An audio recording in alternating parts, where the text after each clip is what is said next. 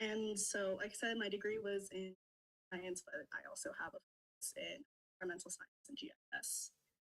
My current position and company, I work for a company. We have an office here in San Antonio, but we're based out of Virginia since we do government contracting. And my role is environmental and geospatial data analyst. That's my cat. Okay, Stephanie, you're right below her on my screen. Why don't you have a go?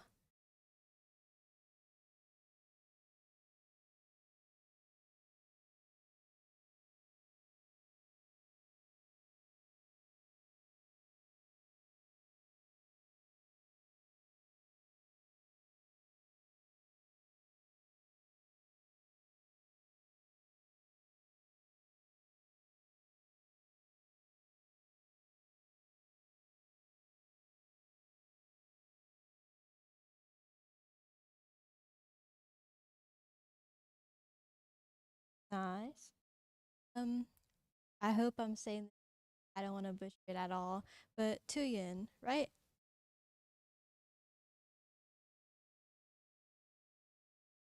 Okay. Okay. Okay.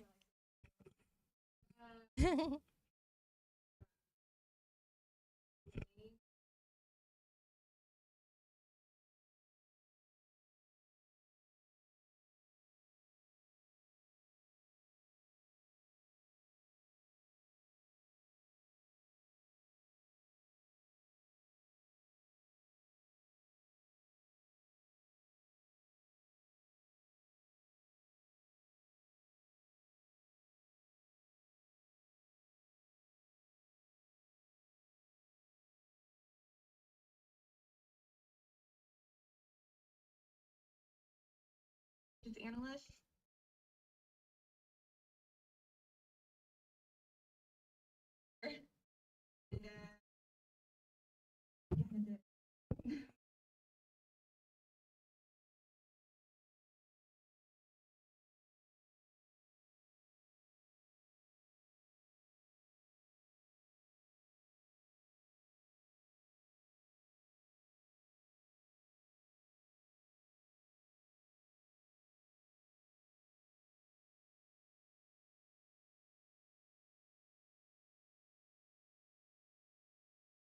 Which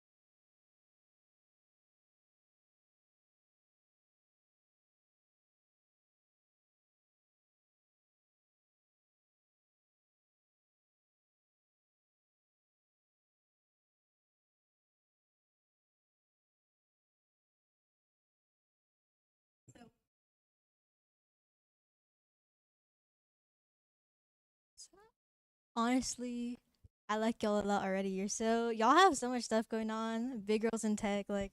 Whew. Our first question is, what inspired you to pursue a career in tech?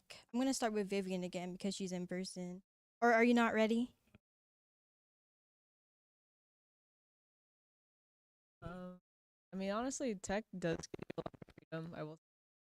A lot of the job, a lot of the jobs let you live pretty comfortably. I'm gonna be completely honest. Yeah, people like to dance around it like, oh, I'm passionate about it. Let's be honest, I kind of the money, the money. Yeah, and I didn't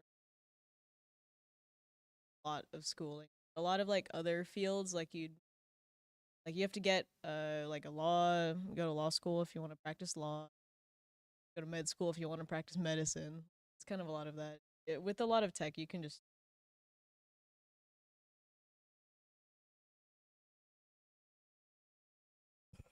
And to those online, do y'all have answers that you would like to share? Okay, hear it. Say the military you over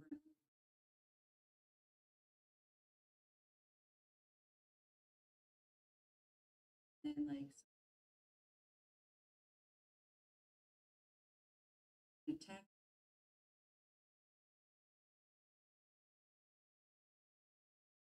in one way.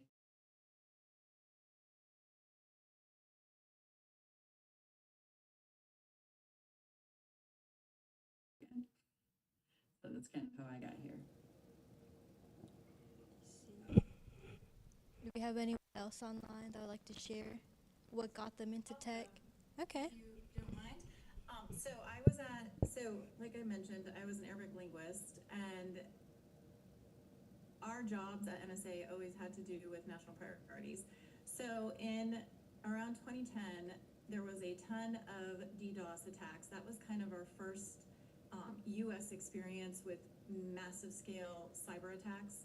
So they took all of us who were even slightly close to one of those languages, and in this case it was Persian Farsi. So they said, all Arabic linguists, you should come and help with Iran. So they actually moved us over, but I will say that once I started working it, I actually love cybersecurity. I was so fortunate that I had the opportunity to work that actual mission and see where the United States government was countering these massive scale DDoS attacks against major banks like Morgan Stanley and things like that.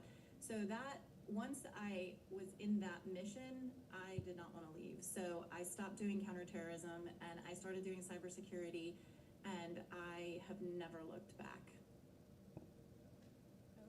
Oh, I really like that. Wow. Come from such a different background. I'm gonna hand this off to Sophia for a couple questions. I'm sure that you all know her, or at least most of you know her. So, get a chance to have a talk with a colleague, a friend. Can y'all hear me from over here? Okay. Did anyone else want to share what inspired them to pursue technology specifically? I would say like something super short. I kind of stumbled into it. Like a friend owned a cybersecurity company. They needed a set of answers, and I was available. Um, but the main thing that drew me to cybersecurity was just the people. Like everybody's introverted, everybody's super nerdy. I feel super comfortable working with everybody. I think if I worked at a company where, like if I worked with like people who work in sales, I think I would have quit a long time ago. So I just really like the people inside. I think a lot of CS majors would agree with that. I don't want to work with like someone who's yapping at me all the time. So I get okay, well, we can move on to the next question. I think this is something that everyone is super interested in, especially with the, I guess, stereotype around it being hard to find jobs in CS, especially nowadays. How did you each land your very first tech-related role? So I'll start with Clarice.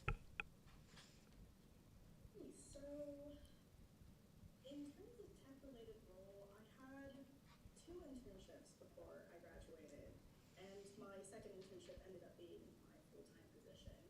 My first internship, I wouldn't say wasn't too tech-related. I joined something called the City of San Antonio Ambassadors Program, where they essentially, you send in your resume, you say what you're interested in, and then they'll try to match you up with a position that it lines with your interests. And I think a lot of people were CS or aligned with it. So the first position I got through that internship, I was doing like data entry for the Department of Development, which basically they just worked on zoning cases for the city.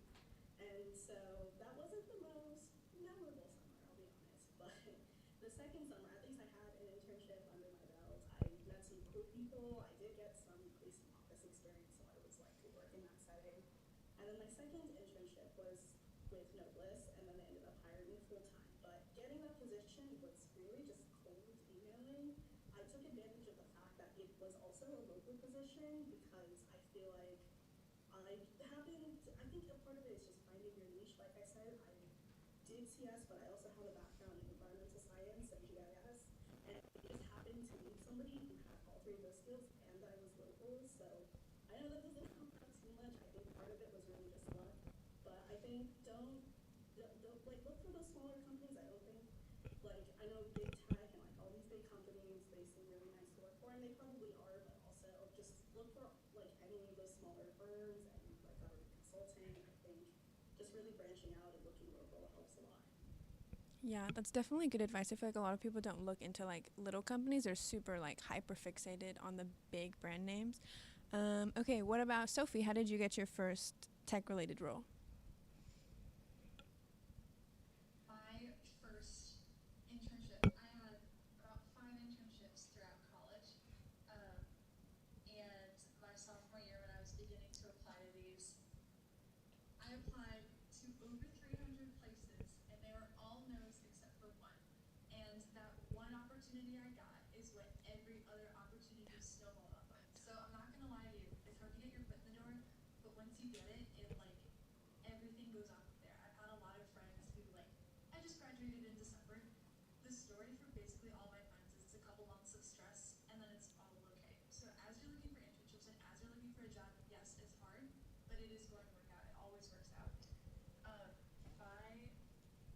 My side door into the world of aerospace, because it was hard to get in, was in 2 fellowships called the Brooke Owens Fellowship and the Z Factor Fellowship. And the Brooke Owens Fellowship is for women in aerospace. The Z Factor Fellowship is for underrepresented people in aerospace, so that also includes women.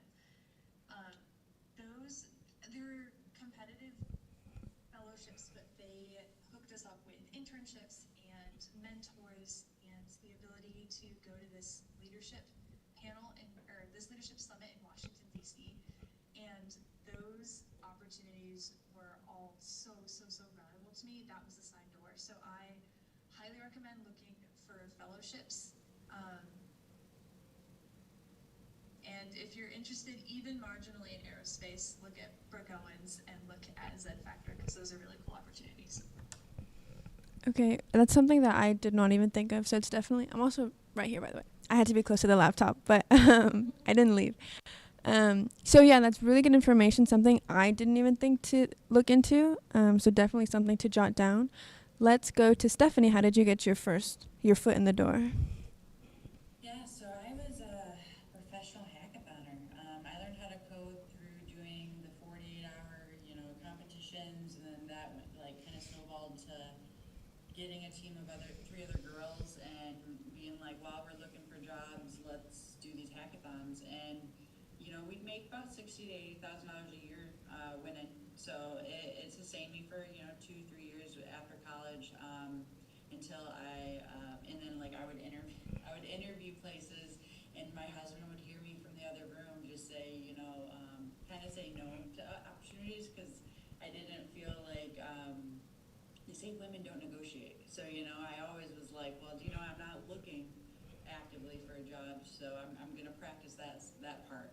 So I was really fortunate that at that time I was still building all of those hard and soft skills, and then Hustle Hunters found me, and they said that they had an opportunity that was supply chain and data science, and I was like, that's my wheelhouse. So yeah, I would say hackathons kind of led me here, though. I think that's very relatable. We have a lot of people here who love hackathons. They're going every other weekend. So hopefully they can, yeah, I've heard. It's really fun to be able to see what you can make, in a little amount of time. Yeah. So I didn't know that could open doors, so that's definitely something to keep your eye out for. Let's go to Lori next. So I did share that mine isn't super the government basically forced me. But what I will say is, and I think everybody's sort of touching on it, so I'm just gonna straight up say it. Your network and what you know is going to open doors for you. Do not underestimate the power of your life experiences and the things that you had. We, in the tech field, we are so understaffed, and particularly for women, we are so underrepresented. So what I will say is, use everybody's example, be creative, and really, really, really start developing your professional network now. Like, talk to people and get involved and share what you're good at and share what you're interested in, and that will open doors. That's every CS major's favorite thing to do, is talk to people. But that is something that's preached all the time, that like you just have to get a good network, and it's always about the people you know. So that's definitely something to keep in mind. Let's go to T. How did you get your first tech role? I think I kind of mentioned it. Basically, I had a friend Oh, yeah. who owned a cybersecurity company, and then I interned there. But I will say also, I've worked at a lot of places, and every single one of my jobs, except one, I've gotten because I knew somebody who worked there, or I got a referral there. And There you go. that one time that I applied, I think I applied to like 50 jobs a day, and it was like 6 months of just like getting rejected, and it was like no after no after no, and that's like the most depressed I've ever been in my life. Because like it's like going on a first date but with a salary attached. It sucks.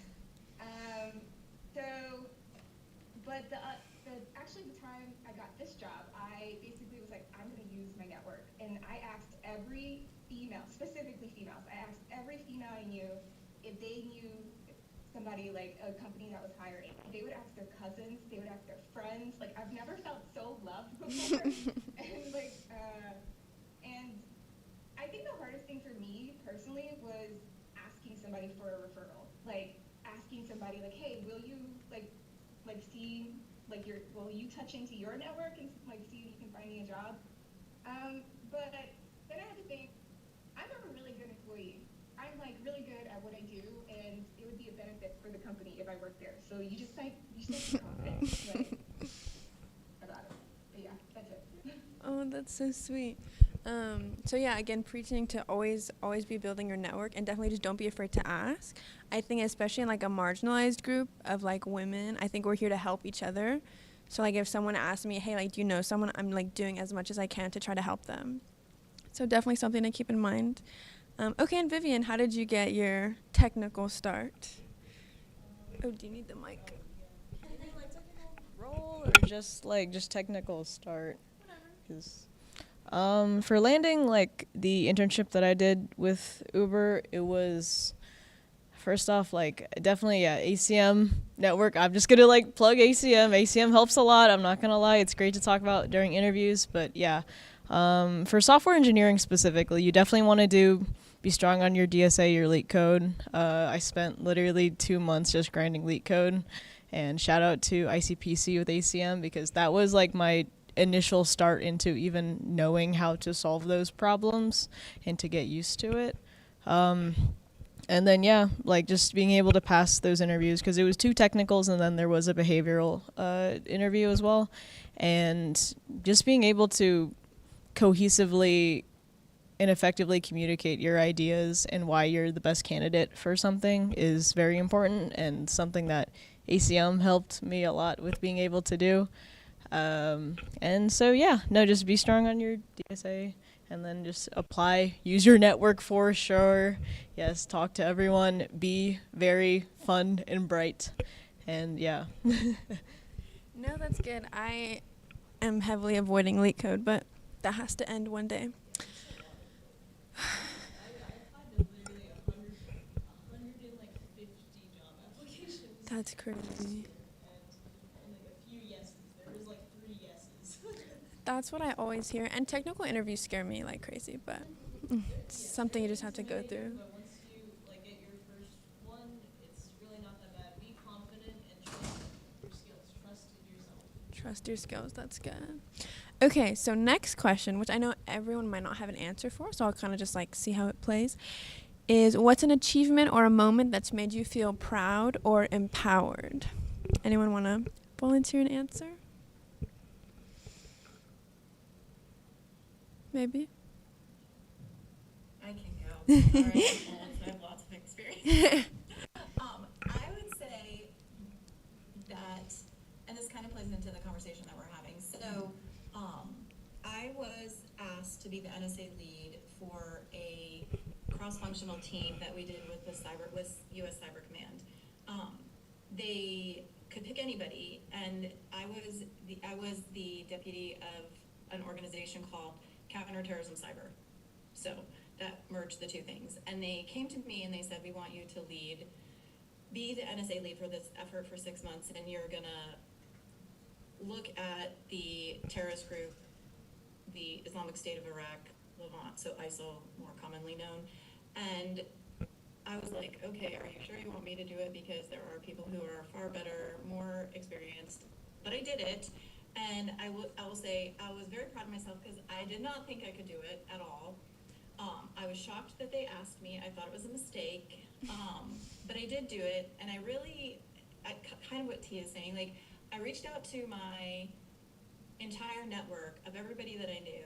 I brought together all of the people that I thought would provide the best input for this cross-functional team for the NSA side. And so here's the thing, I didn't pick leaders. I didn't go to like leaders of organization. I went to workers in organizations. And we did the 6-month effort, and it ended up where, if you were following the news at the time, some of the contributions that we had helped to go and defeat ISIL in Raqqa. If you remember, they were in Raqqa, Syria. They took over. And for me, I was proud that we could do that as a government, sure, as a national level. But more importantly, I was really proud of myself because I definitely didn't think I could do it. But I went in there and I used the skills that I thought I needed. I didn't do what people typically do, and that is go to like the shiniest star in the organization or the biggest name or whatever. I went and I found the people that I knew who could really give substantive information about what we were trying to do. And so for me, that kind of combined both counterterrorism and cyber. And for me, I was like very, very proud of myself. And I'm an extroverted introvert, so it was a little bit of a weird experience, and it definitely put me out of my comfort zone. So, do things that scare you is my whole point of that. Does anyone else have okay, go ahead, Stephanie. Oh yeah, so I guess this is something that scared me. So I had an aerospace internship too, and it kind of got extended to like a full year one, and then they offered me a full-time job. And when I was negotiating there, they basically were like, you're asking for engineering money. And I remember talking to my dad and him just saying, like, and the drive was 2 hours away, like in California traffic and stuff, and like there was all these reasons why I shouldn't take it. And but then like my dad was just like, it's the most money anyone in the family's ever seen, and I just remember standing in front of this guy named Brian, and I said no. And I took his comment, and I went back to school and got my master's and stuff. But it changed the trajectory of my whole life. And like I go back to people that were in my undergraduate degree, the ones that just said yes to a lot of things. And I like, they're just different spots. And I just know that if I would have said yes, it would have been different. So that was one of those moments where I felt really proud that I was able to kind of stand up and fight for what I thought I was worth. So That's definitely an important thing, to always like negotiate and understand your worth and like bring it to the table, and definitely don't take less from people. I think especially as women, they try to like you need to know your worth and always fight for it. I think that's super important. Okay, anyone else want to share? Yeah, go for it, Sophie. I have one that I think is really applicable to students or early career. At my very first internship, I was learning a lot about how you design a rocket engine, and I was running down this was after my sophomore year, and these were concepts that I didn't learn until late my junior year or early senior year, actually in college. So I was learning a lot of stuff on the job. And there was a couple of equations. Like, I had a textbook, I was reading through a lot of it, and there was this one thing when I went to like the company's calculations on how they calculated the efficiency of their rocket, and I was running it down, and I was like, this doesn't make sense. This doesn't match what's in the textbook. Like, it's not making sense. And like, someone tried explaining it to me, and I was like, no, it still doesn't make sense. And I like kept asking questions, and I'm sure I sounded really dumb. Okay, that's but I just kept asking questions until I could understand it. And then finally, the person who was explaining it to me, my mentor, was like, wait, you're right. We've been going off of these assumptions for 6 years, but the design of our engine has changed since then. And so we calculated it out, and they actually were a couple fractions of a percent off on their efficiency calculation, which is like very little thing. But the lesson I learned and the lesson I want to hand off to you is that it's not bad to look dumb, because sorry, let me rephrase. Asking questions doesn't mean you're dumb. Asking questions means that you have a willingness to learn and a willingness to put yourself out there. And it's important to do that because it doesn't just clarify things for yourself, it can clarify things for everybody else around you if you're the person willing to step up and like ask the question. That's such a good story. I think people are so scared to ask, especially when you're in like an intern position where it's like, well, if you feel like you don't know anything. So I think that's definitely something to take away, is don't be scared to ask questions, and they are good questions. It's always good to learn, and I think it's something it's a quality people look for. It's constantly being curious. I think that's something that shows a good character. Okay, anyone else want to share? No? Okay. Lori's answer actually went into a little bit of the next question, which is, have you ever dealt with imposter syndrome? And if you have, how did you push through it? I think as a marginalized group, it can be easy to feel like you don't really belong. And I also think being younger in those like first roles, I think it's super scary. So if you guys have any stories or experiences or anything you want to share on that note.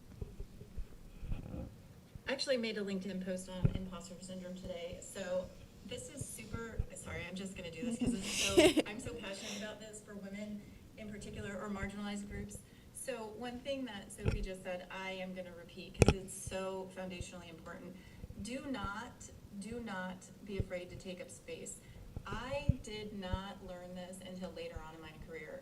In the military, I felt like you were supposed to be quiet. As a woman in tech, I felt like I should be quiet. Here's the thing. What Sophie said, her example is so profound and important. You are always, your life experiences, the things that you've had, you're going to have a different opinion. You're going to have an innovative opinion. By countering what everybody is talking about, it allows people to have discussion. But more importantly, when you are brave enough to take up the space, to have your voice heard, to give your opinion, whether or not you think that you're right, it's stimulating dialogue, and it's allowing others to feel brave to talk to.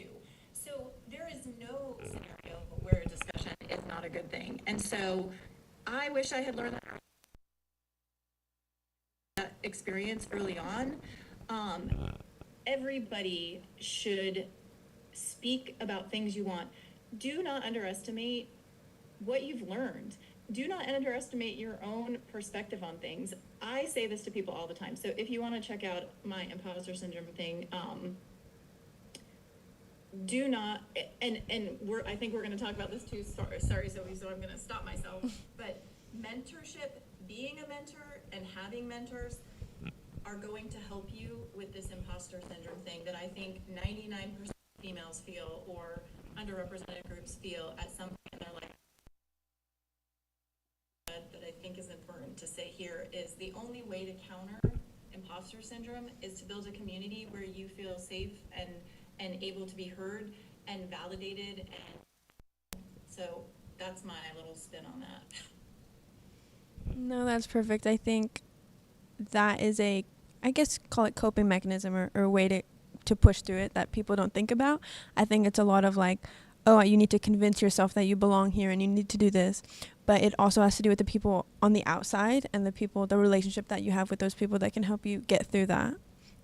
So yeah, I love that answer. Anyone else want to share? I went to a conference and I was already going through school for data science and stuff, and I had made a comment to one of the speakers about wanting to be a data scientist so bad and like what that meant to me. And then he was just like, "You are." And it was just, I don't know who this guy was, but I was like, "Are you guys all just, like saying that you're gonna be it and then just claiming it and stuff?" And then it just kind of like clicked in my mind that, there wasn't this arbitrary like check in the box that would make me become that. Me just, Yeah. I was already it. So it was weird because like it was the weird guy at a conference, but it just like stuck with me that I'm like, I am. So that was that moment for me. Oh, I'm sure everybody has that moment, but I agree. I feel like it's weird to just like call yourself one. Like that's not something that comes naturally. Okay, Vivian, you had an answer you wanted to share? Let me give you the mic. This is honestly something that I'm still working on, and especially like as a woman in tech, it is definitely like very difficult to feel like you belong. You look to your right and you look to your left, and it's just like, men. But honestly, yeah, it's really hard to just understand that like you can be told so many times like you belong, you know this, but that doesn't necessarily make it such that like you just believe that, but it's so hard because it's not easy to believe that, but it is simple, and you just gotta like just understand that like if I was not truly qualified for this role, I would not be in this role right now, and you can do it. And this is gonna sound like super informal, but if you don't think that you can do something, just know that a man with a lot of unearned confidence would not think twice about it, so just do it. So, yeah. That's advice I've heard all the time. It's like, well, there's a man somewhere who's doing it, and just because he's confident, he's doing it. Like, that doesn't mean he's qualified. And I also love that you said that, like, you're here because someone thought you could be here. Like, exactly. Yeah. Yeah, that's something really good to remember about that you're here for a reason. Okay, anyone else want to add anything? I do have one singular sentence. This was really profound, and I read it on social media the other day. It said, "You can believe that you can do it, and you can believe that you can do it, and both things are equally true." So I'll just leave that sentence, those two sentences. Yeah, that's definitely something to think about and remember. And I think imposter syndrome, like Lori said, is something that everybody goes through at some point in their life or in their career. So it's not like something that you go through alone. Everybody around you is going through it. So our next question is, what is one challenge you faced as a woman in tech, and how did you overcome it?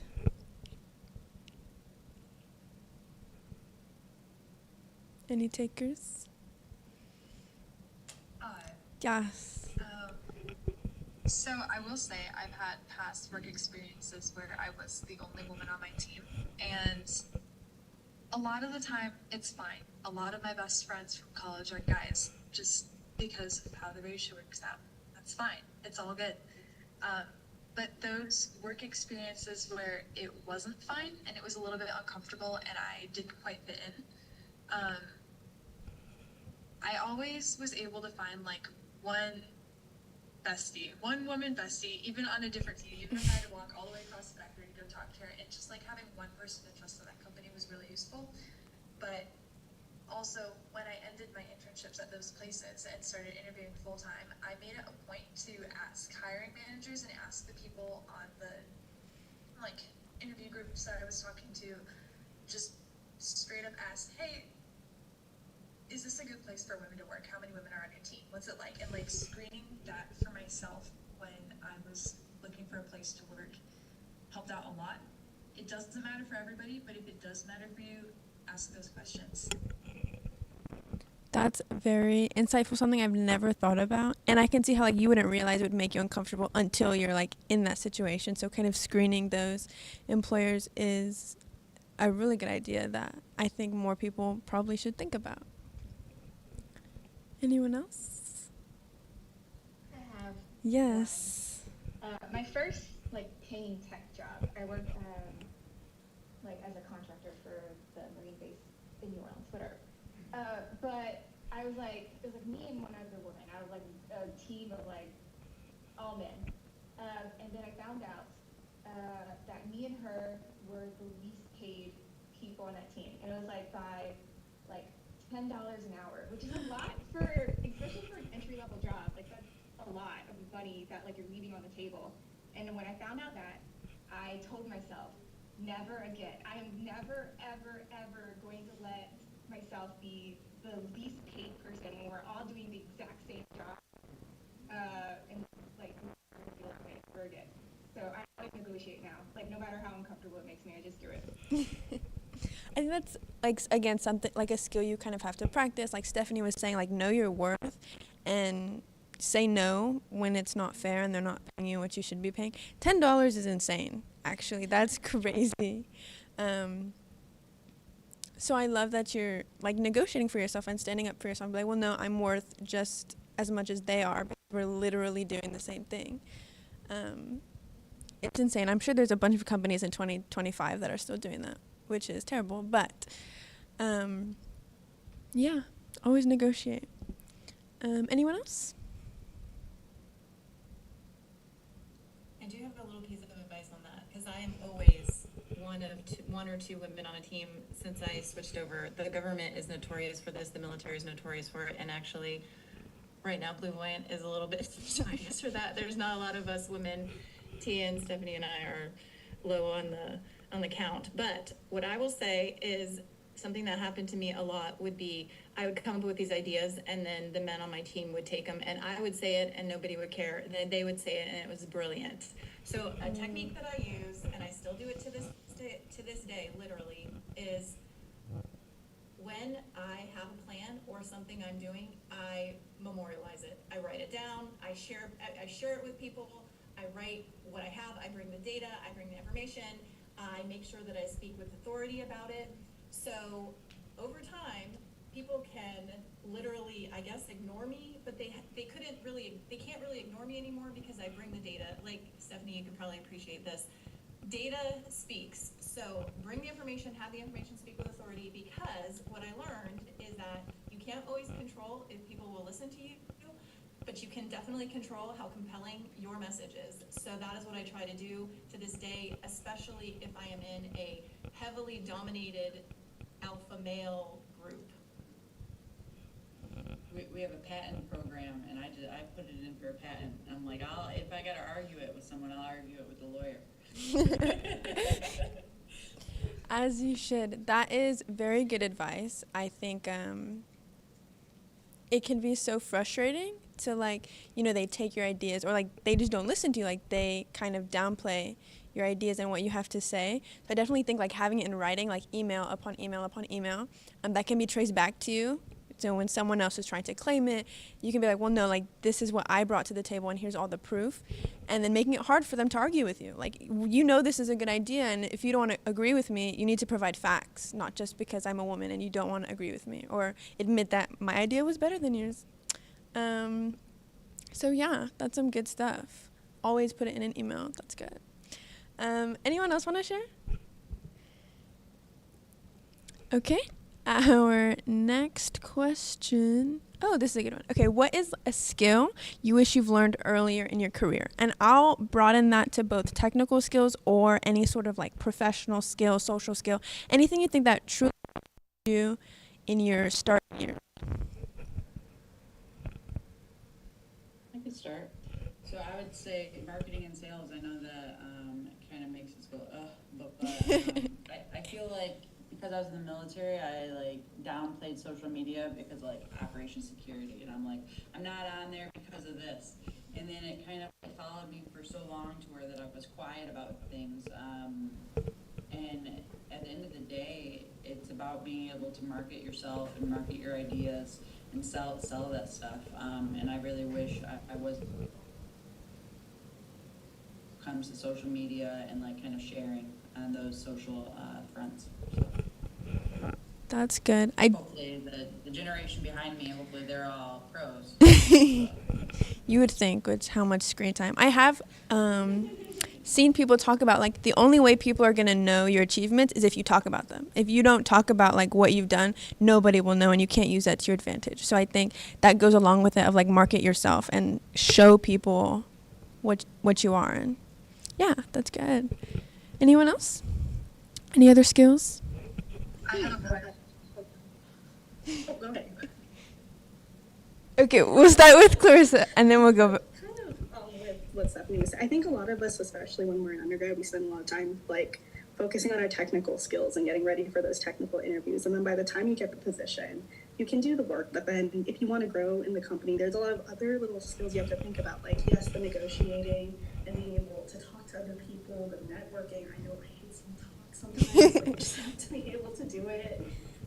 That's how you make connections. And then again, with like the marketing and the sales, you also have to think about like for us, I do government contracting, work a lot with the clients.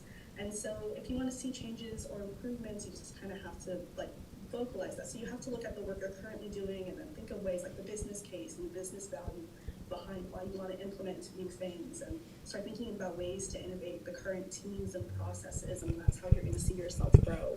So not just the technical work, but also how do you convey that to also, because I don't work in a team of just data analysts. I work with project managers, I work with environmental engineers, geologists. So if there's the technology I want them to think about using in their processes, you have to also convey that in layman's terms. So there's a lot of different pieces that come to your career growth besides just the technical work. That's a good perspective. I think a lot of people don't realize is that, yes, like obviously you need to know how to do your job, but there's a little bit more that comes to it. So definitely work on those other professional skills as well. Okay, Sophie. Hi, I'm gonna make this point again, but ask questions, ask so many questions. That's like the biggest piece of advice. The other one is, you already know what you're interested in. You're interested in tech, but I would encourage you to think about how you'd like to do your job. So I think a couple of people on this panel have mentioned being more introverted versus extroverted. I'm extroverted. My old internships, old jobs, more on the design side, I was stuck at my desk, at my computer all day, and like, the math was fun, but switching over into manufacturing, where my job requires me to talk to people and walk around the factory, has made me so much happier. I'm working in the same subject area, which is rocket engines, but because the way that I do my job is different, I'm so much more successful now because I'm doing something that naturally makes me happy and that I'm naturally good at. And like, networking now has become, I don't have to like freak out about talking to someone when we don't talk to each other because we're both stuck at our desks all day. Networking becomes remembering what my coworker's cat's name is and asking about the cat and like asking about their weekend. And it's all these little things that make life a lot easier. So in addition to what you're interested in, think about how you want to do your job and how you want to live your life, because that is just as important. Definitely. I think that like work balance is super important. Those are both amazing answers. And stuff to think about. Definitely don't hyperfixate on the technical skills, but also those soft skills, whether that's the networking, that's the other communication skills. Like Clarice was saying, that's the marketing skills, those type of things. Okay, anyone else want to add anything? I just have one little tiny comment on that because all of those things are so true. But let's go all the way back to, I think the speaker in the room was talking about it. Know your worth.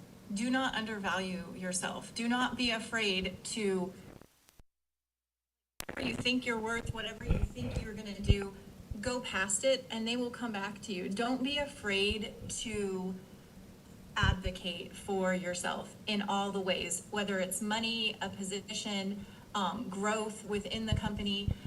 If you feel even 1% that you are valuable to do that, like if you are able to do that, go for it. Because again, I'm going to say it again, you have to do things, you have to chase things that scare you. If you're applying for a job or you're asking for an amount of money that you feel totally comfortable doing, you are doing yourself a disservice. Shoot it up, hire, ask for more, shoot for the goals, because anybody that's ever been able to achieve the success that they were looking for or to get that job, they're going to tell you, I was terrified. I didn't know I was going to do it. And that's going to be like the most rewarding experience, because that's where real growth comes from. So advocate for yourself and do not be afraid to take things, positions, jobs, whatever, that scare you. That's definitely an important thing that we're seeing a lot, is do the things that scare you. It's scary, but that's how you get stronger. T, did you want to add something? It was kind of a dumb thing. I can remember every person's like dog's name and like dog breed, but when it comes to like personal details about like my coworkers, I'm really bad at it. Like I had a coworker who went to like on vacation, and every single time I go on vacation, he's like, "How's your vacation?" And then I asked him like, "Oh, how's your weekend?" He's like, "I went to go see my family in New York, and you forgot." And I was like, "Oh, dang it."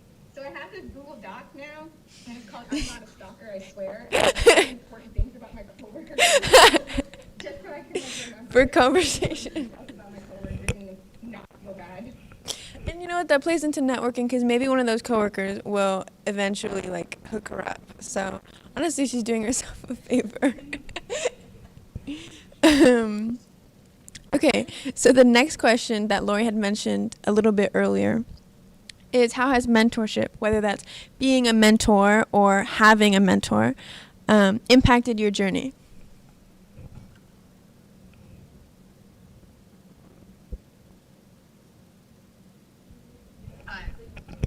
When I was in college, basically every step along the way where I was like trying to figure out what to do, I would look at whichever like really cool girl was 1 or 2 years older than me and look at what she was doing and go, "Oh, that's really cool. I could do that." And then I would do it. And like just having an example to follow put me on a way higher trajectory than what I would have figured out by myself. And in the same way, opportunities like this and giving back help take away imposter syndrome as an early career engineer right now, because I know that my experiences also help inform other people. It's just, I love that we all help each other out. I think it's really important. Yes, I think that's something that's so evident in the like women in tech community, is I feel like we're all like, we would do anything for each other, which I think is really special. And actually really good advice about finding people who you're like, oh, like they're really cool. Like I want to do what they're doing. I think like in technology, there's so many different jobs that it can be hard to like figure out. Like I'm sure there's jobs that we would want that we don't even know exist. And so the only way you're going to find them is by looking at people like, oh, what she's doing is really cool. What is she doing? So yeah, that was a good answer. Anyone else want to share? 3 quick points, because I know I'm talking on every single one, but this is so important to me. So number one, what Sophie's saying. So I'll take that one step further. So when mentorship was literally a game changer for me, when I started finding mentors, and I found 3 mentors. I found a woman that I wanted to be in my future career. I found somebody who I trusted, who I was like, okay, I can tell you like what, if I don't like this job and I'm going to leave and you're not going to judge me or tell anybody. And then I also found somebody, and I actually had 2 females and a male. I had a male mentor who was just somebody I was like, you are like the greatest person in the world. And if I could be the greatest person to aspire to be you, I would have you. So I had those 3. And anytime I was making a career change, I talked to them. Number 2, be a mentor. Like Sophie's saying, find a mentor, be a mentor. Even if it's somebody that is just a couple of years younger than you, you're going to learn so much about yourself in that relationship. And then it's like a very circular, triangular thing. You're going to learn from them. They're going to learn from you. And then the other thing that I always tell so many people, and I know some people don't love this, but you should do this. Use the social media. If you're not on LinkedIn, LinkedIn is a great professional resource. Find somebody that you're like, I love that you're doing this job, and reach out to them. And I will tell you, some might not respond to you, but if you have a well-drafted message, most people who really love their job and you see them loving their job and you say, I love that you love your job, I want to do that job, and you reach out to them, I bet you 9 times out of 10, they're going to engage with you. And you can say, I only need a tiny bit of your time. I have learned and reached out to I have cold called so many people, because I'm like, not so much on my career, but like in the mentorship world and in the professional network world, I'm like, I want to be like you. How are you able to go and talk to these people? Like, how do I get to be a part of it? So basically, don't be afraid to cold call people that are doing things you want to do professionally or maybe networking wise. And those are my 3 kind of big pieces of advice. Definitely goes back to networking, and cold calling seems very scary, but it seems to have its rewards. Always just talk to people, and yeah. Anyone else? Okay. Next question. I'm actually going to save that one for the end. Okay. How do you guys find balance between your work life, your personal life, and taking care of yourself?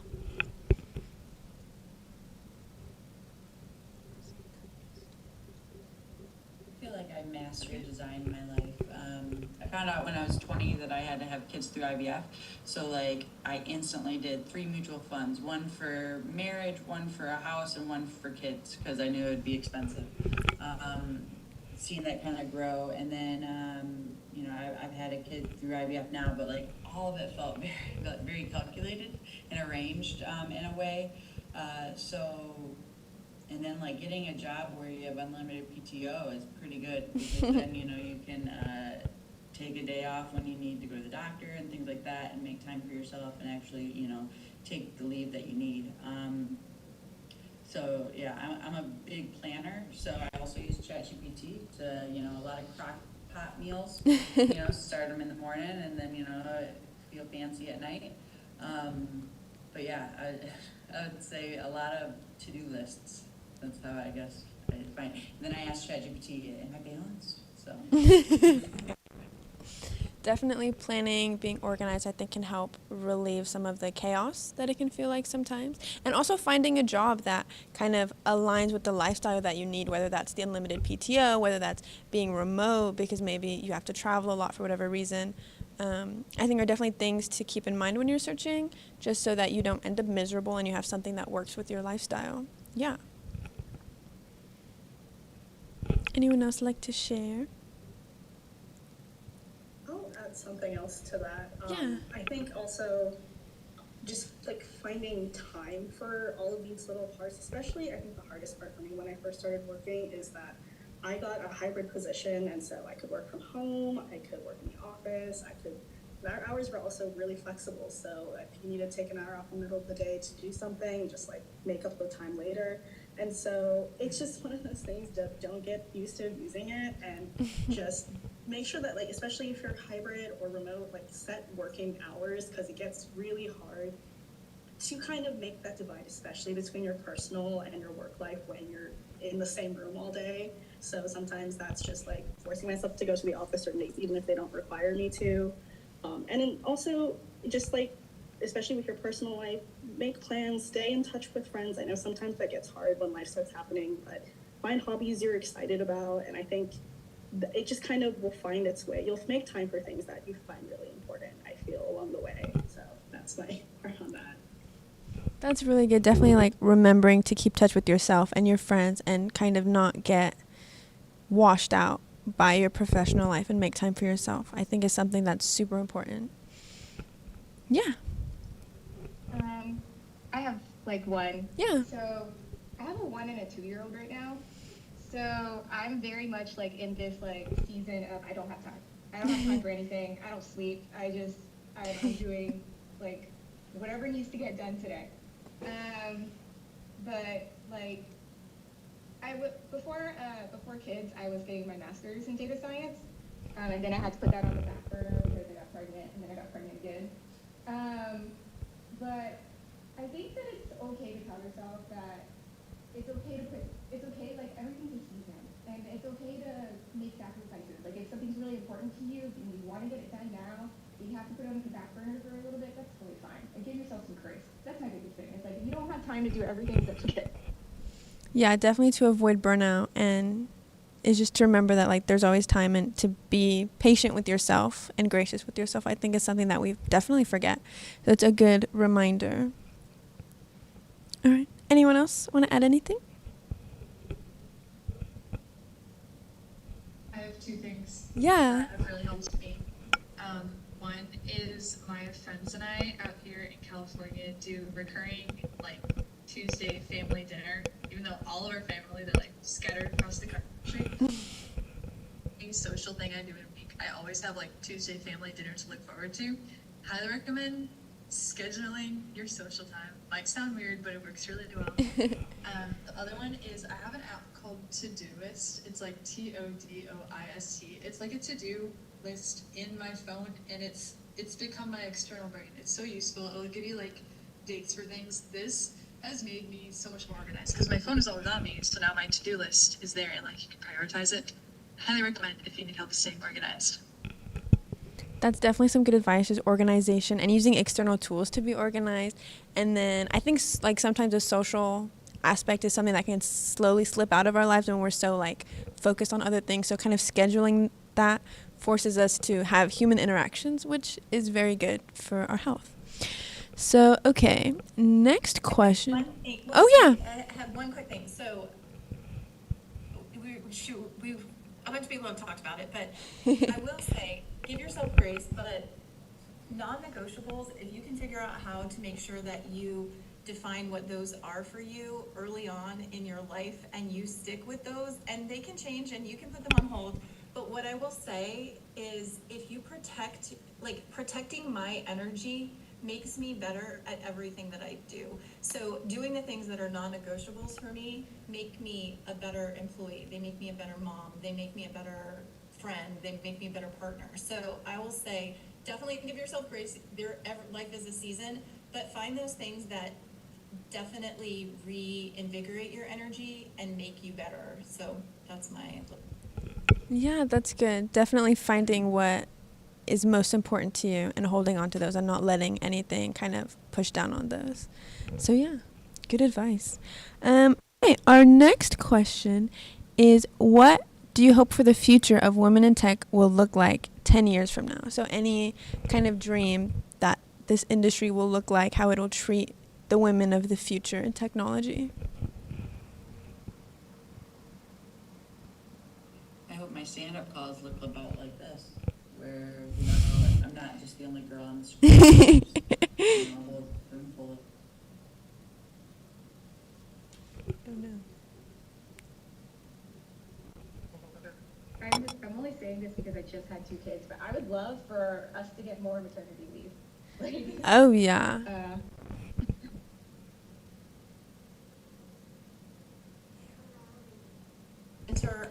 I teach coding to 8 to 10-year-olds in the summertime, and one thing that I found is that to underprivileged kids in Maryland, and one of the little girls reached out to me and was like, I love having you as a teacher. We never have a female teacher. And so what that is accurate. In 10 years is that having a woman to inspire you is no longer the norm. I hope that it's just normal to have a lot of women in STEM teaching tech, so that little girls want to be rocket scientists and they want to be data scientists and they want to be rock analysts. I hope that it is so normal that you don't hear that anymore. That's what I hope. That's definitely something, like, I think we can all agree, like, looking at the ratio of our professors, they're all male. So it's definitely, when you find the women professors, definitely something that you look up to. Yeah, that it's definitely something that you see. Anyone else? Back to the maternity thing, because we kind of cut out for a second, but I think that should be the normal with all jobs. Oh my gosh, that's so, like, it's just so much, like, effort, and I think it's sad sometimes. And I think, like, having a remote job, obviously, like, it helps. You know, you don't maybe have to be in the office all the time and you can be home. But it's still hours taking away when you've just had babies. And it's kind of sad that that's, like, how the state of the industry is. And all industries, I think most of them are like that.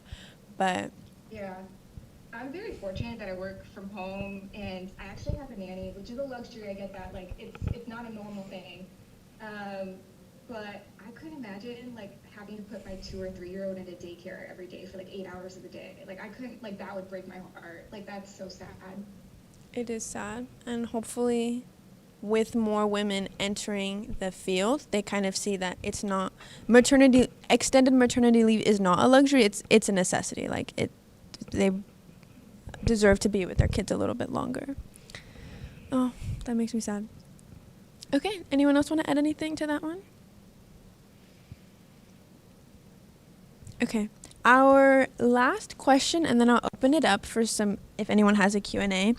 I'm kind of combining two questions, but I think they're really important, and they can be either technical related or just like life related, I guess. Is if you had one piece of advice that you'd give to your younger self, what do you think that would be? And again, it can be technical, something like with a career, or it can be like any personal advice you would give to anyone. Definitely open to all of it. Mine's really simple. It's just wear sunscreen every day. Non-negotiable. That's it. Every day. Write that down. Every day. I have one. You're stronger than you think, and one day that strength will become your superpower in rooms you never imagined walking into. That's good. Definitely not underestimating yourself. And that kind of goes with the themes of what we've been saying. Know your worth. Don't, be quiet. Always like take up space and be loud and be heard is definitely something to keep in mind. Yes, Stephanie.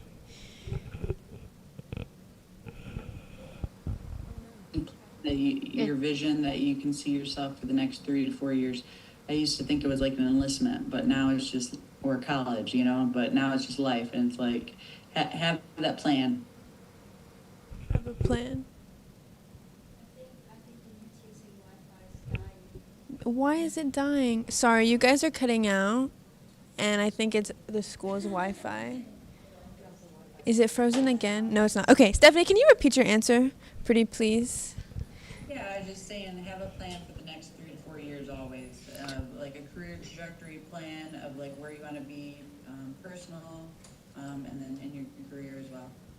Yeah, so always just like having a road, a vision. I think that's good. I think that's also something that slips people's minds, is they just go day by day, but you want to have like at least something to keep you going forward. Anyone else want to share a piece of advice? Yes. Yes. Kindness is a superpower, and the world is a lot smaller than you think it is. There are multiple times where I've worked with someone on an internship, and then 3 years later, here we are, like on the same team, and it's crazy. But the world is smaller than you think it is, so be nice to people along the way, and it will pay off. Yeah, and I think just genuine kindness will just show that you're a good person. People will want to work with you. And like Sophie was saying, like you just never know when that will come back to you, and it can always play in your favor. And you just want to be a good person all around. Anyone else want to share anything?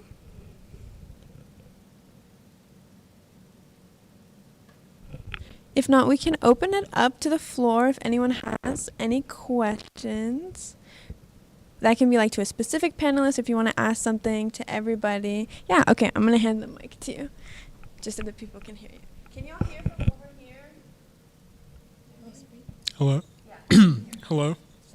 So whenever you start your salary or wage negotiations, where do you start from, assuming you don't know anyone in that position? Like, do you just start from Glassdoor and then look at your positions, like salary, or do you have like a base that you want to make this amount, or you're basing it off of the job that you're applying for?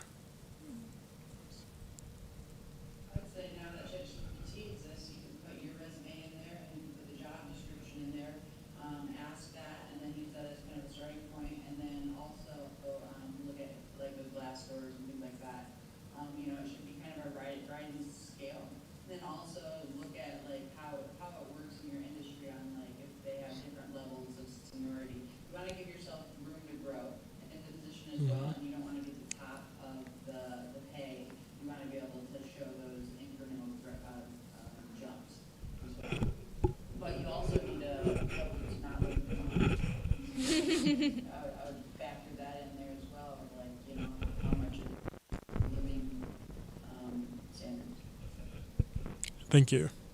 Do you want to go? Yeah, I'll ask a question, also because I have to take it back to the laptop too. Yeah. Did you guys like always know like, you know, kind of what you wanted to do, or like what do you think like your younger self would tell you, like seeing where you are now? Alan, I have an answer for this. I had the most non-traditional, non-linear path to cybersecurity and tech of anybody. Well, not anybody. I'm sure there are people far different. But I I grew up in Cupertino, California, if you're familiar with that town. If you own an Apple product, I was there before Apple was cool. And I was pre-med. I wanted nothing to do with tech. I wanted to do pre-med. I joined the Air Force. Nobody joins the Air Force. They joined Apple and IBM and whatever. So I did that. I became an Arabic linguist. I couldn't even tell you who spoke Arabic in the world. I had no idea. They picked it for me. I did not pick it. I wanted Japanese, Chinese, or Korean because I was from the Bay Area. So what I would say, and T talked a little bit about this, life is full of seasons and a grand adventure. Go on the adventure. Be open-minded. Life will take you places that you never knew if you are, like Sophie said, wildly curious. Ask a bunch of questions. Look for things that are out of the norm, and you're gonna find, I promise you, because I'm old, you will find what you're passionate about, and it will be in the most idiosyncratic you ever thought. Like, if you would have asked little Lori if I was gonna be living in Georgia, working remote for a Blue Voyant, there's not a chance I would ever predicted this. But I will tell you, I love my job. I absolutely love the people I work with. And we're doing exciting things. And I got to work at NSA for 25 years. So I had an amazing career, and it was not by like what I would have defined would have been my life and my job. So be open-minded and go on the ride. That is definitely something that people don't think about. Like, you think, oh, I have to have this plan for like the next 20 years. And life will tell you, nope, you thought. It's not what's going to happen. So yeah, don't get discouraged when things don't go how you thought, because they end up being where you were meant to be, basically. Okay. Anyone else have any questions? Anything else you want to know? It can be like technical specific or just random.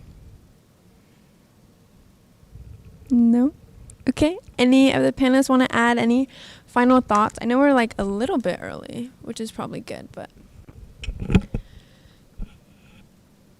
I have what my career path, I guess, wasn't as eventful as Lori's.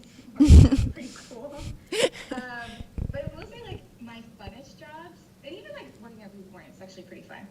My funnest jobs have been companies that I've been able to like kind of find my niche. Like, I get hired for one thing, and then a lot of times it just like my career, my job description like ends up being like slightly different, like just doing something else. And then the nice thing about Blue Point is I've never been told no. Like, I've been like, can I have access to this database? Can I have access to a GitHub? Like, that's actually very true. Like, yeah. One of the things too, like Mike was telling me that like I've earned that privilege because I've done the work to prove that I am useful in these fields, like in these things. So go into the job, find what you're good at, like find your niche, you know? Yeah. Just find what you love. That's good. So, okay, question for T, which I don't know if this is like a weird question, but do you check this spreadsheet like once a week? Like how At least once a month, just to see whose birthday is that month. And then I set a calendar reminder, or like I'll schedule a Slack message to go out on their birthday or something like that. Yeah, I try to like add. I try to add to it. I'm like, oh, that's going on my stalker sheet. Oh my Like, god. somebody's like, oh, it's my kid plays this sport and it's their birthday this day. I'm like, ooh, on my stalker sheet, that they think I am a good coworker Who remembers everything. Okay? Yeah. Like, It's hard to keep up with like other people's lives. Yeah, that's a lot, especially when you have a lot of coworkers. That's just unrealistic. But it makes you look good, so it's okay. Another question, if anyone kind of has experience with this, is kind of, I've seen it happen a few times. You know, you're in your role that has specific, say, requirements, specific responsibilities, and they kind of ask you to do more, whether that's like taking on someone else's responsibilities, or that's just, you know, you end up having to pick up a little bit after other people. Is that something that you guys have encountered? How do you kind of deal with that? Because I have seen where people kind of get more responsibilities added to them, but maybe not more compensation, and so it kind of unevens the playing field. Do you guys have anything to kind of say on that?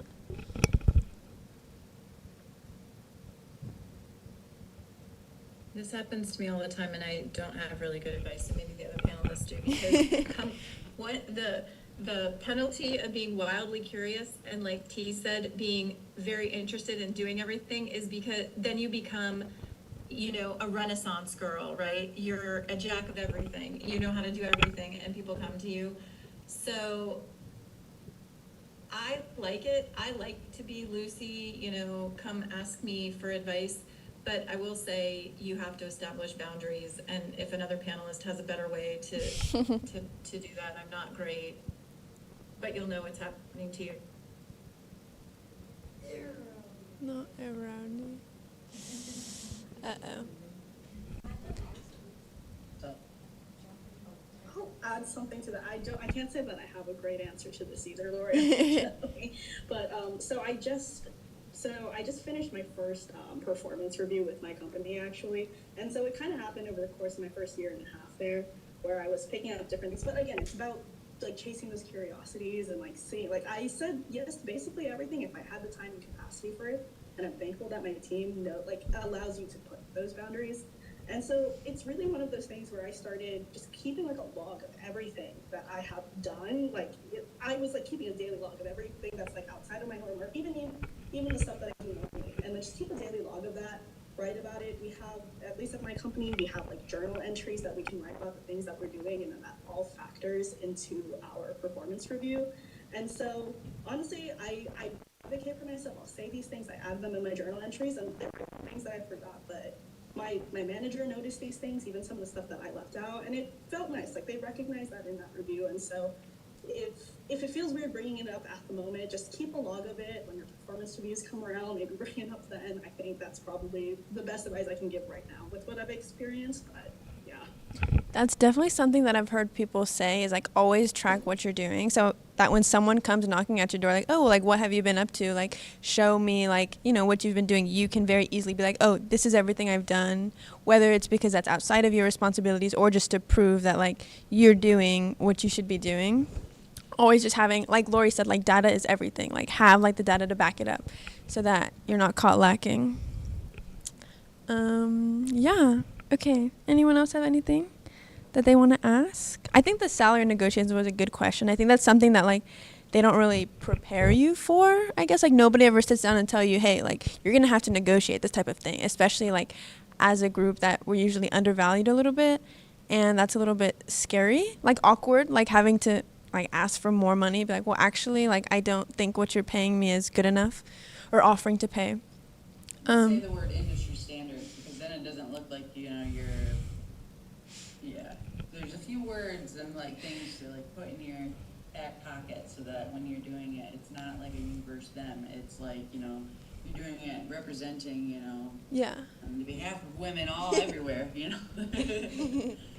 This is something that is very perplexing. I spent my entire life in the public sector, and that is you get a grade and you get promoted in your grade. So when I switched over 5 years ago to the public sector, the private sector, to your point about looking on Glassdoor, that does not help you, because I looked for the jobs I was looking for and it said anywhere between 25,000 to 350,000, and I had no idea what anybody made, and it's very awkward. But one thing I will say, I got 2 pieces of advice, and I don't know if this is going to be helpful or not, but I'm going to share what they shared with me. Number 1, what you ask for, the only person that has to be okay with that is you. So if you're okay with that number and they agree to that number, then that was a win. The second thing is you can always ask what is the range of this position that I am applying for? What is the salary range? And the person that's interviewing, or your first step, if it's with HR, they have to basically tell you, like, here's the range, 60 to 120 or whatever it is. And so you can do some reflection. Number one, okay, is this way under what you thought it was going to get paid? Or you're like, wow, that's way more. And again, I'm going to tell you this because I do a lot of hiring, and I did a lot of hiring for the government as well. Whatever you think you're worth more. You are worth more. And if they want you and you have the skills that they're looking for, and you say 180 and that's the absolute top, and that wasn't really what they wanted to offer you, if they really want you, they'll either give it to you or they will come down. They're not going to say, oh, forget it, I don't want you to come and work for me. They're going to negotiate with you. And you'll learn every time you apply for a job and you get it or you don't get it. You'll continue to learn, like Stephanie's saying, what are those skills? But do ask the range. They know what that range is, what they're willing to pay. There you go. And that'll give you a better idea of what numbers you're kind of looking at. So Lori had mentioned, and I know Stephanie, we had talked about this before, that you guys have both either done some hiring or been on a committee, or maybe just even overviewed some resumes. Is there anything, and any of the panelists too, anything in terms of resumes or job seeking that you think stands out for something that you would want to tell people, hey, make sure you have this, make sure you don't have this, anything, a little quick tidbit about that? So I've hired for both Blue Voyant, and I hired a lot for NSA. I was on the major hiring panel for tech. I will tell you something that people, I think one of you, maybe Sophie or maybe Stephanie, or maybe, I can't remember, or maybe Clarice, somebody said it at the beginning of this meeting. It's okay not to know an answer. What people are looking for is your humanness when you're in an interview. So if you're like, I don't have any idea what you're asking me, if you tell me your research or your thinking skills, believe it or not, I know people are going to say this is not true, but they are hiring for potential. They are hiring people for potential. If you don't have all of the boxes checked, but you are interesting, you're compatible with the team, that is very, very important every time I have been on an interview. Are you compatible with the team that you're hiring for? And you don't have to be a cookie cutter person, because every team is different and you don't know what they're hiring for. So what I would say is, be your authentic self. Do not be afraid to say you don't know. Do not be afraid to say how you would get that answer. I don't know this answer, but I would go here, here, here, or here, or I would go to this network, this network to find out. And all of those things are so critically important. I'm going to plug here because I can't help myself. We're 55,000 jobs short in cybersecurity, and we just don't get people applying. We don't get the right people, or people don't think they can. But what I will tell you is, we're not just hiring coders. We're not just hiring SOC analysts or ROC analysts. We are hiring for potential and interest and things like that. And so showcase who you are. Learn how. Somebody said it, I think Clarice, I don't know. Somebody talked about marketing. Marketing yourself, learn how to market yourself, and you're gonna have a very, very different experience in the interview process. Stephanie, I don't know if you have something to add. I would say, design your resume for AI. A lot of times, so that I don't do personal bias and stuff, I will get the job description, and then I will have it I'll have a 5 category with 100 points, and I'll have it, because there's hundreds of people that are applying and stuff, and I don't want it, just because I don't know how to pronounce your name, I don't want to put you at the bottom of the list. So instead, you have it graded on these 5 things, and then you give extra points for if they have work experience in a field that would help us on our personal team. And then from there, then you start interviewing. But sometimes, if you didn't get the call back, it's because, they're looking for something specific. But then other times, you need to tailor you just blast your resume everywhere, because there'll be a lot of times where I've interviewed people that they didn't even know what they were interviewing for. I'm going to piggyback on that. Also, have questions for the company you're applying to. If you have no interest in what you're applying for, that is also really off-putting. If you're like, because they're gonna ask you at the end, do you have any questions?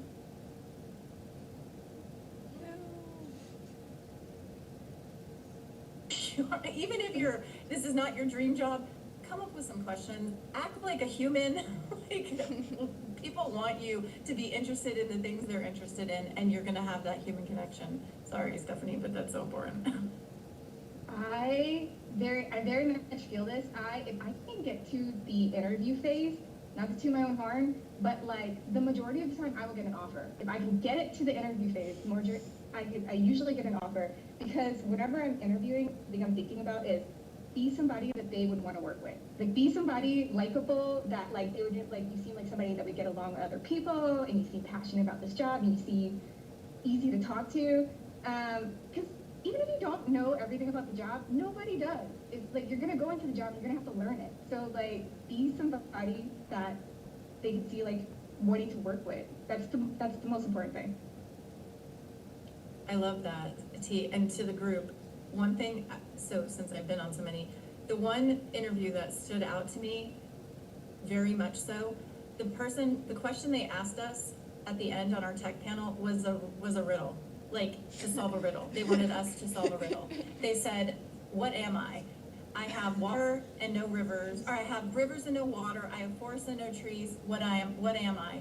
Panelists that are interviewing me, and we have to figure out a riddle. And I'll tell you, be creative and be a person, and be somebody you want. That's so good, T. Be somebody that they would want to work with. Technologists are we love puzzles. Like, think of something like that. I mean, take that. I don't care. Take that one. But be interesting, be a person.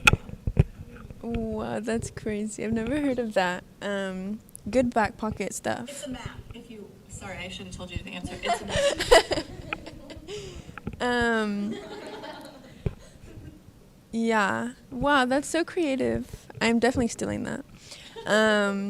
Definitely some good, like, both resume specific. So understand that it's not always a person that's vetting your resumes, but sometimes it's AI. So you want to make sure you're tailoring your actual resume to make it through that process, but also not being a robot in the interview. And like T said, just be someone that you would want to work with.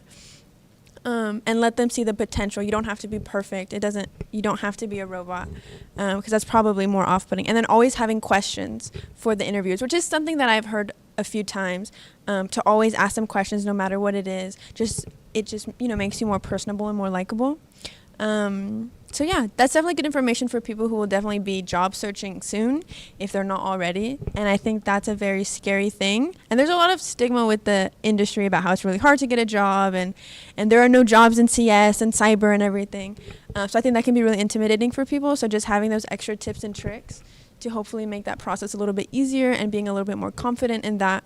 And definitely hearing all these people, all these women who have jobs, who've all got told no a million times, but it ended up working out for them, is definitely inspiring. So yeah, does anyone have any questions? I think, yeah, we're a little bit over. Does anyone have any last questions? No? Yay! Well, thank you guys so much for coming. Thank you to all of the panelists. This has been amazing information. I know I feel a lot smarter and definitely inspired, and I think everyone in here does. So yeah, thank you guys for coming. Thank you guys. Yay! For inviting us. Of course, anytime. Maybe we can do a next semester.